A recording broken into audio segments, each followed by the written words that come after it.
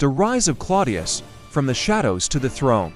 The streets of Rome were no stranger to bloodshed, but the day Caligula fell, the city held its breath. For years, the empire had endured his excesses, his cruelty, his madness, his belief that he was a living god. Senators cowered before him, nobles disappeared overnight, and the people oscillated between awe and terror. But in the end, the one thing Caligula had not foreseen was betrayal from within. On that fateful morning, in 41 AD, the emperor was making his way through a palace corridor when the Praetorian Guard struck. Knives flashed, conspirators whispered their final oaths, and by the time the chaos had subsided, the emperor was dead, cut down by those who had once sworn to protect him. Rome was in turmoil. An emperor had been slain, but there was no clear successor. Would the Republic be restored? Would the Senate seize power? Would the legions march in rebellion? The empire stood at a crossroads, its future uncertain. And then, out of the shadows, came Claudius. Few would have predicted that Claudius, of all people, would rise to power. He was never meant to rule. In fact, for most of his life, he had been dismissed as little more than an embarrassment to the imperial family. Born Tiberius Claudius Drusus in 10 BC, he was the nephew of Tiberius and the great-nephew of Augustus himself. His father, Drusus the Elder, had been one of Rome's most celebrated generals. His lineage was impeccable, his ancestry worthy of greatness. But there was one problem.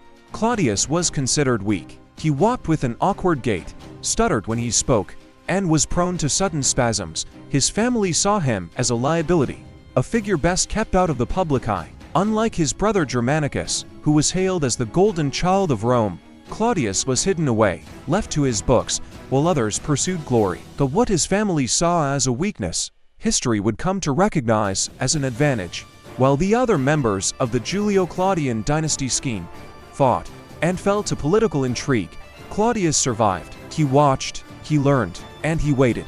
He became a scholar of history, a lover of law, and a man who, despite everything, had an acute understanding of power. He knew how Rome worked, even if Rome never took him seriously. And in the chaos of Caligula's assassination, this forgotten man would seize an opportunity that no one had expected. The assassination of Caligula had thrown the empire into uncertainty. The Senate, believing this to be their moment, moved to restore the Republic. They declared the Julio-Claudian dynasty finished and called for a return to the old ways. But they had underestimated one key factor: the Praetorian Guard. The Guard, Rome's elite military force, had grown accustomed to wielding real power. They had been Caligula's protectors, but now, with him gone, they sought a replacement who would be favorable to them. And so, in the confusion following the assassination, they found Claudius.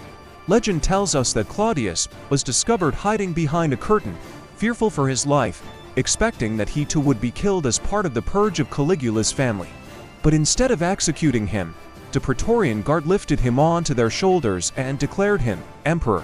Was it an accident, a moment of pure chance, or had Claudius, that historian, calculated his moment perfectly? What is certain is that, within hours, the Guard had taken Claudius to their camp, fortified themselves against the Senate, and forced Rome to recognize their new ruler. The Republic was not coming back. Claudius was now emperor. From the outside, it seemed as though Claudius had stumbled into power by accident. The Senate saw him as a weak figurehead, easily manipulated by the Praetorian Guard. Many in the imperial court whispered that he was nothing more than a puppet, a man who had lucked into the throne without any real ambition of his own. But was that really the case? If Claudius was a puppet, he was a puppet who quickly learned to pull his own strings. One of his first acts as emperor was to solidify his power. He paid the Praetorian Guard generously, ensuring their loyalty. He purged enemies within the Senate, eliminating those who had plotted against him. He strengthened his support among the people, granting public games and promising stability after the madness of Caligula. And most importantly, he rewrote the narrative of his rise. Instead of being seen as a coward hiding behind a curtain, Claudius presented himself as the reluctant ruler, a man who had been forced into power by fate. This image, of a humble scholar who never sought the throne but took it for the good of Rome, helped endear him to the people. But was it true? Or had Claudius played a far longer game than anyone had realized? The Senate was not pleased. They had hoped to use Claudius as a temporary figurehead, a ruler they could control. But they quickly realized that Claudius was not as weak as he appeared. Unlike Caligula, who had ruled with reckless cruelty, Claudius understood the importance of strategy. He did not seek to humiliate the Senate, nor did he openly challenge them. Instead, he worked to outmaneuver them, using legal reforms, administrative policies, and careful political alliances to consolidate power. Some senators conspired against him, some attempted to resist his rule, but the reality was clear: the Republic was dead. Claudius was in command. By the time his position was fully secured, it was too late for his enemies to stop him. The weakling had become the most powerful man in the empire. The man whom Rome had ignored for decades was now its ruler. But the question remained: what kind of emperor would Claudius be? Would he be a return to stability, a scholar emperor who reformed Rome with wisdom? Or would his reign descend into the same chaos that had consumed his predecessors? And most importantly, could he survive the very forces that had placed him on the throne? Claudius had proven that he could seize power. Now, he had to prove that he could keep it. Reformer and administrator, Claudius' vision for Rome. When Claudius first took the throne, few expected him to be anything more than a placeholder. Many believed he was merely a puppet of the Praetorian Guard, a ruler chosen because he could be controlled. The Senate viewed him with suspicion, the nobility dismissed him as a fool, and the people of Rome were simply relieved that Caligula's reign of terror had ended. But history often underestimates those who do not fit its traditional image of power. Claudius, the man who had spent decades being ignored and ridiculed, proved to be one of Rome's most transformative rulers. Far from being a passive figure, he launched radical reforms, reshaped the government, and pursued ambitious projects that would leave a lasting impact on the empire. He centralized authority, introduced new administrative structures, and even expanded the borders of Rome. But with these changes came controversy. Was Claudius a brilliant reformer, or was he simply replacing one form of authoritarian rule with another? Was he saving Rome, or was he simply reshaping it in his own image? The truth, as always, is more complex than it seems. One of Claudius' first and most controversial decisions was his reliance on freedmen, former slaves who had been granted Roman citizenship and worked as bureaucrats. Traditionally, the Senate had been the heart of Roman administration, but Claudius broke this tradition by elevating freedmen to positions of immense power. Why? Because Claudius distrusted the Senate. He had spent a lifetime watching the Senate betray emperors, plot assassinations, and scheme for power. He knew that if he relied too heavily on them, his own rule would be unstable. Instead, he placed his trust in men who owe everything to him. Among them were Narcissus, his secretary and one of the most powerful men in Rome; Talus, who controlled Rome's finances; Callistus, a legal expert who oversaw judicial matters. The Senate was enraged. They saw Claudius' favoritism towards freedmen as an insult to Roman tradition. How could men who had once been slaves now wield more power than senators from noble families?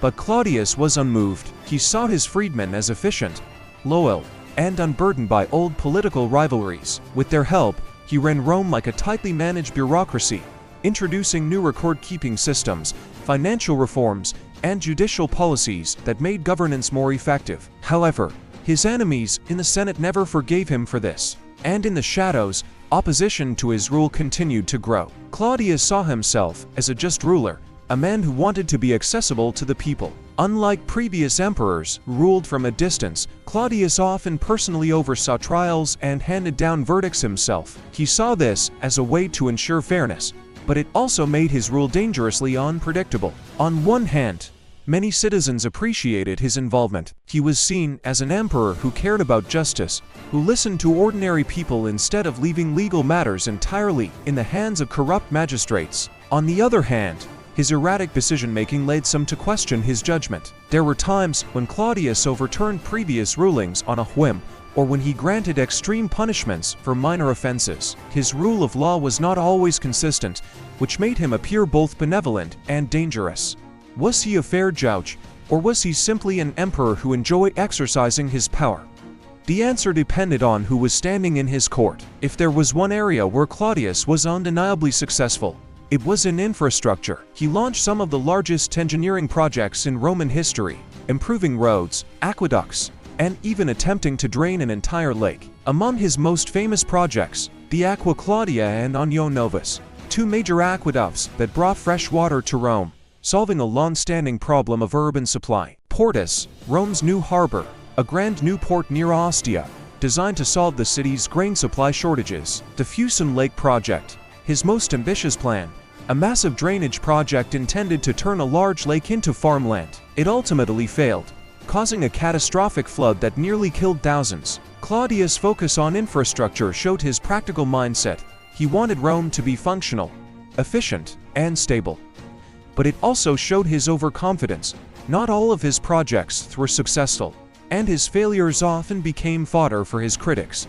When Claudius took the throne, Rome was in financial trouble. Caligula had drained the treasury with extravagant spending, and the empire's economy was dangerously unstable. Claudius took immediate action to stabilize Rome's finances. His strategies included cutting unnecessary expenses.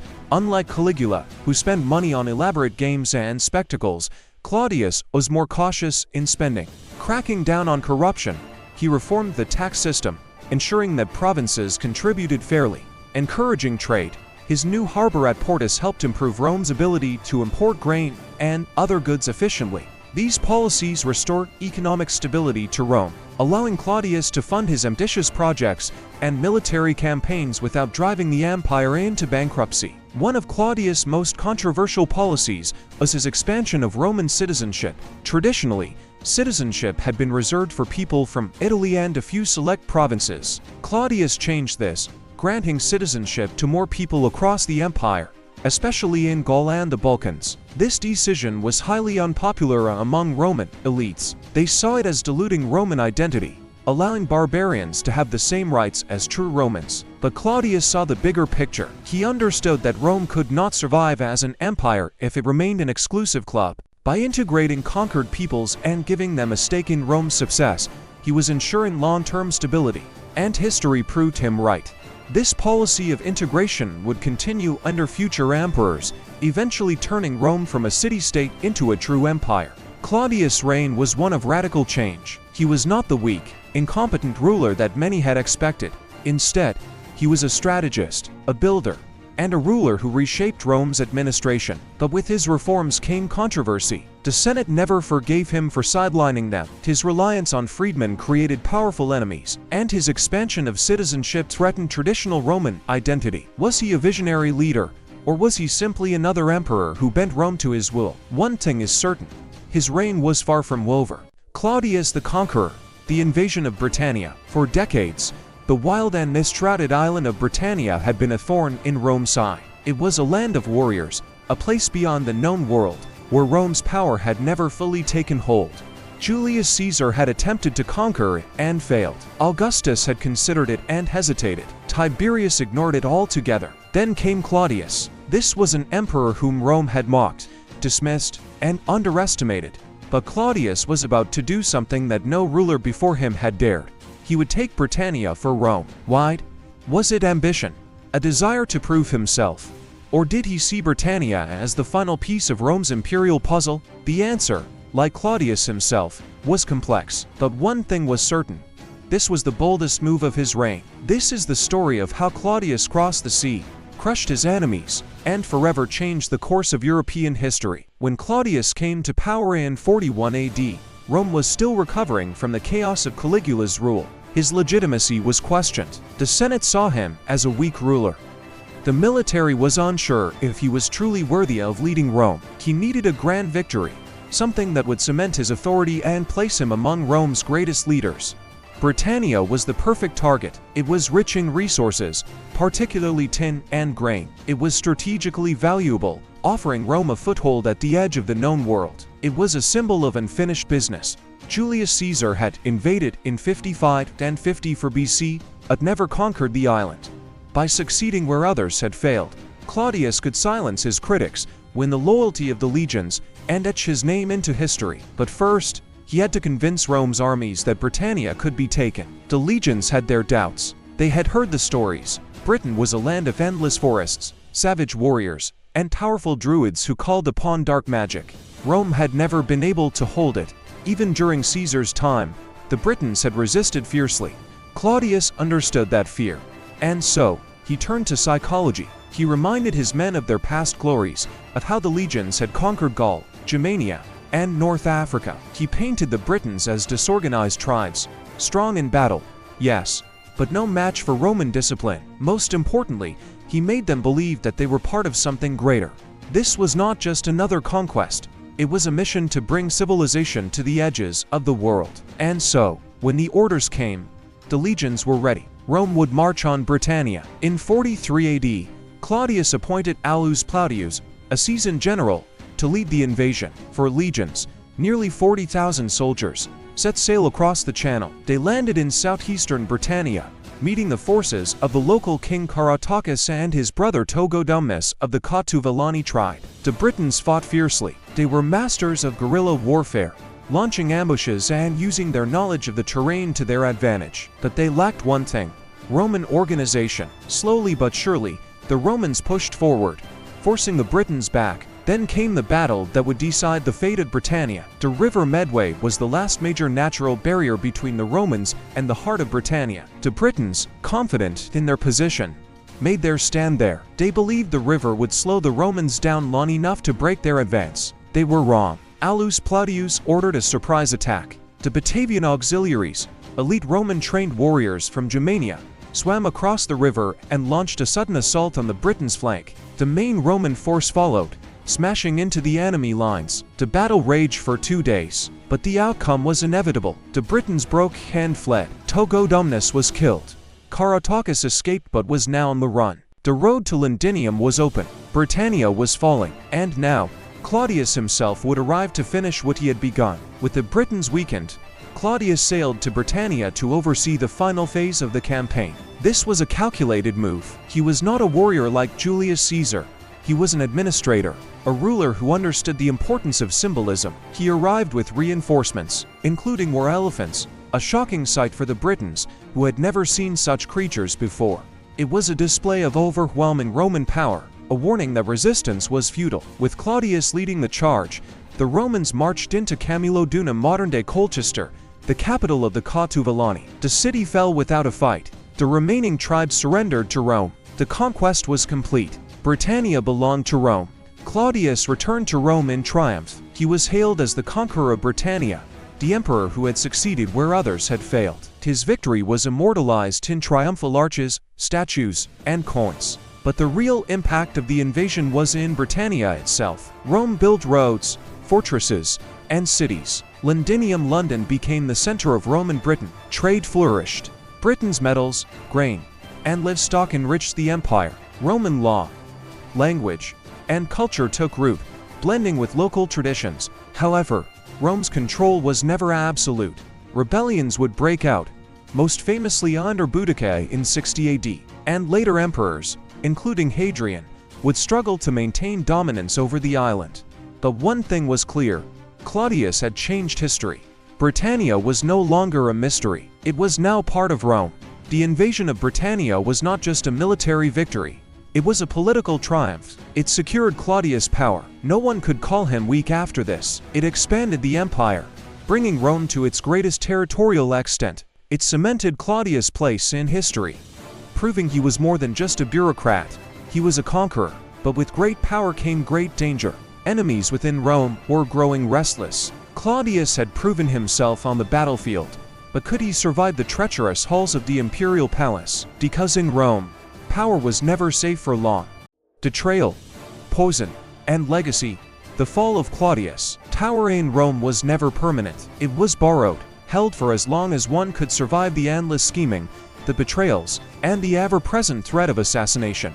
Claudius had spent over a decade defying expectations, proving himself to be more than the weakling the Senate had assumed he was. He had reformed Rome, expanded its borders, and cemented his place in history. But in his final years, the walls began to close in. The very power that had secured his rule now made him vulnerable. The court was full of enemies, his family was fractured by ambition, and the empire he had strengthened was becoming his prison. Claudius, once an underestimated scholar turned emperor, now lived in fear.